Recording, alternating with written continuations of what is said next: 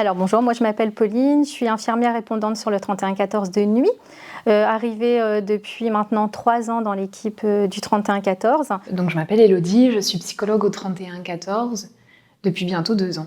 Alors pour ma part, j'ai un parcours professionnel atypique. Je suis rentrée au CHU en 2006. J'ai commencé en tant qu'aide-soignante. J'ai évolué professionnellement jusque le métier d'infirmière du coup. J'ai fait de services d'abord en somatique sur des gros secteurs de réa. Mon dernier service, c'est la transplantation d'organes, pour arriver maintenant sur le 3114 en tant que répondante de nuit. Donc j'ai un master en psychologie sociale du travail et des organisations. À la suite de ce master, j'ai travaillé au sein de la cellule territoriale d'appui à l'isolement, un dispositif qui était piloté par la Croix-Rouge française et la préfecture de l'Hérault. Par ailleurs, je suis bénévole à la Croix-Rouge française depuis 7 ans maintenant. Et donc à la fin de mon engagement au sein de la cellule territoriale d'appui à l'isolement, j'ai postulé pour intégrer le 3114 à Montpellier.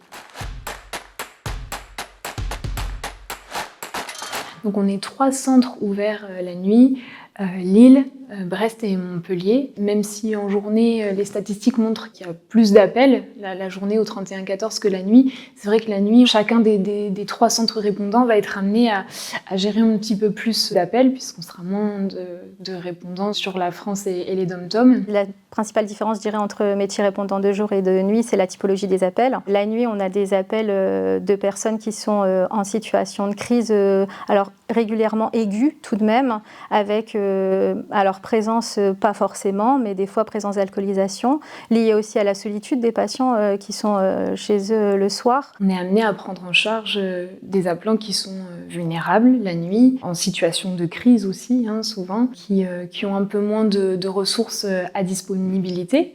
Donc on va avoir des appelants qui parfois ont consommé de l'alcool ou d'autres substances, qui du coup seront peut-être un petit peu plus virulents au téléphone. Il y a l'isolement, évidemment, le fait des fois d'avoir quitté le travail, etc.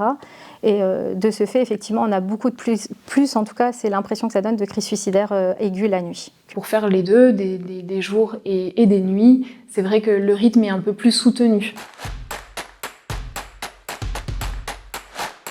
Je vais dire l'autonomie dans le travail, savoir se poser les bonnes questions, prendre des initiatives, parce que ça fait partie aussi, pour les répondants de nuit, de quelque chose qui est très important, et aussi savoir se faire confiance. Je pense que c'est indispensable. L'empathie aussi, se remettre en question, se questionner sur son empathie, il me semble que c'est une qualité qui est importante, parce qu'il faut préserver la qualité de nos entretiens, ce qui n'est pas évident à faire la nuit puisqu'on a un rythme qui est soutenu. Et puis je dirais que la dernière qualité, c'est une qualité plutôt organisationnelle.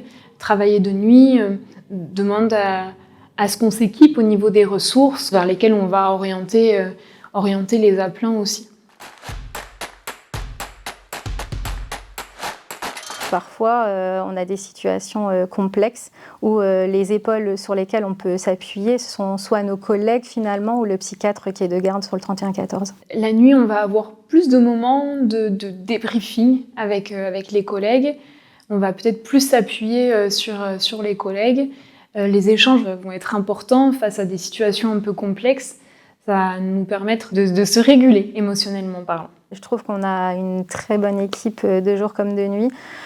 Autant les encadrants supérieurs, nos cadres de secteur, que nos collègues, finalement, on a une très bonne relation.